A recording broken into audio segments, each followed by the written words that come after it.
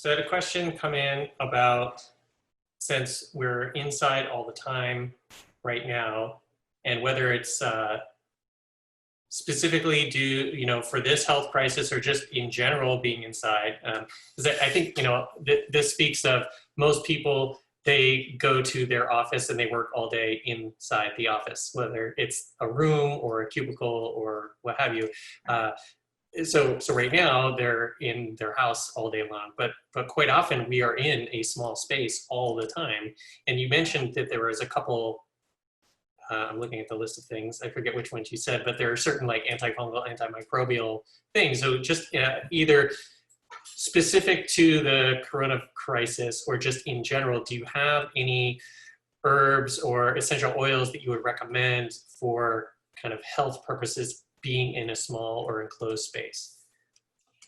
It's a great question, because when you're doing aromatherapy has a response, right? So if you smell certain scents too much, you might get lightheaded.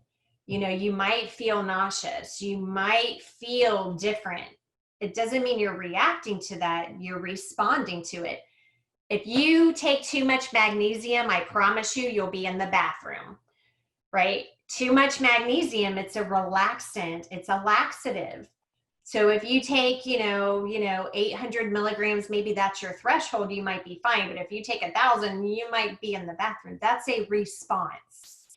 Same thing with aromatherapy. So the things that I recommend is, we are in enclosed environment. So there needs to be better ventilation. So I use my diffuser.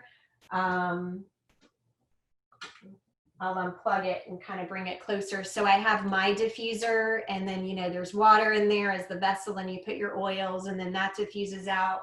And so I diffuse that period. I have a timer on mine. So many of your ultrasonic diffusers have timers on them. They'll go for 15 minutes, cut off for 15 or 30 minutes, and then go again.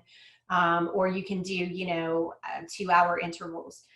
So I recommend, don't load up 20 drops in a diffuser. I can put 3 drops in there, and that'll be plenty in my area. Now, in 30 minutes, I might go, I can't smell it anymore. Right, because you have scent adaptation, right? The scent molecules get filled up and you have scent adaptation. That's why you cleanse your palate with the coffee beans, or you walk outside and get some fresh air, and when you come back, you smell that again. So that's kind of where that happens. So I do recommend that, you have it open. You don't leave the door closed and have it going all day. You need to take breaks with that, again, getting some air circulation. Another important note with that is if you have animals like my cat who's rubbing up on my leg right now, with your animals, you have to be careful because they are more sensitive.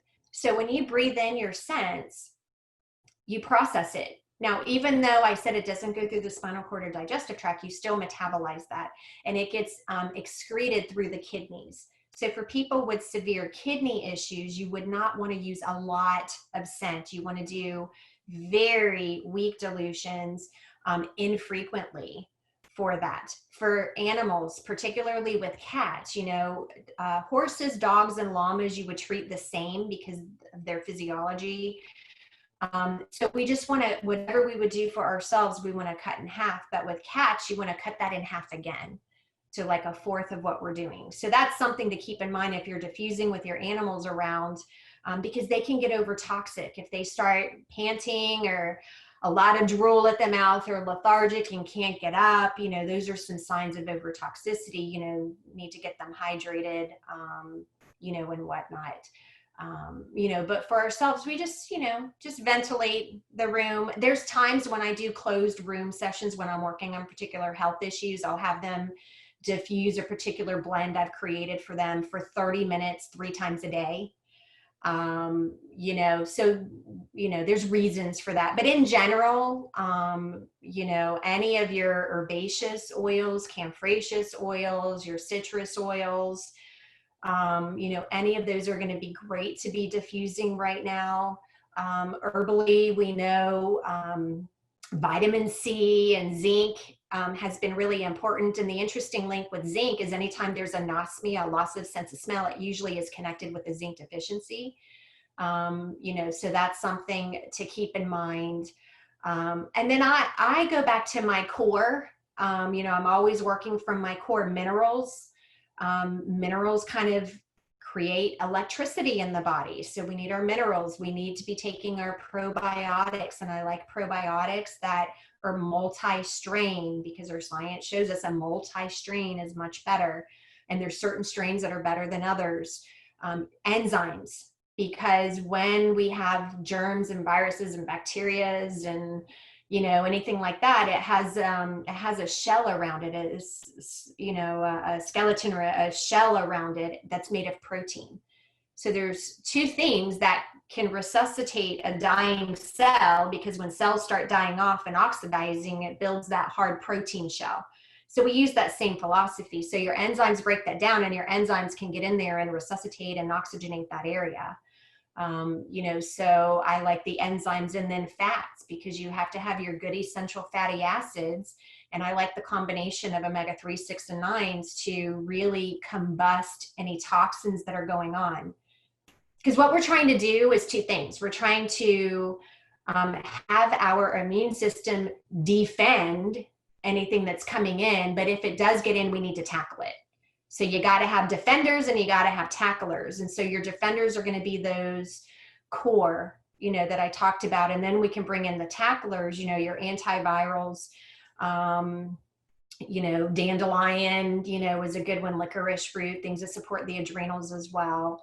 And then, going back to your vitamins with the vitamin C. Echinacea is a big one right now, but you still have to be careful with that in autoimmune. So you still got to do your due diligence with, who are you and what are your sensitivities, and just cross-reference those.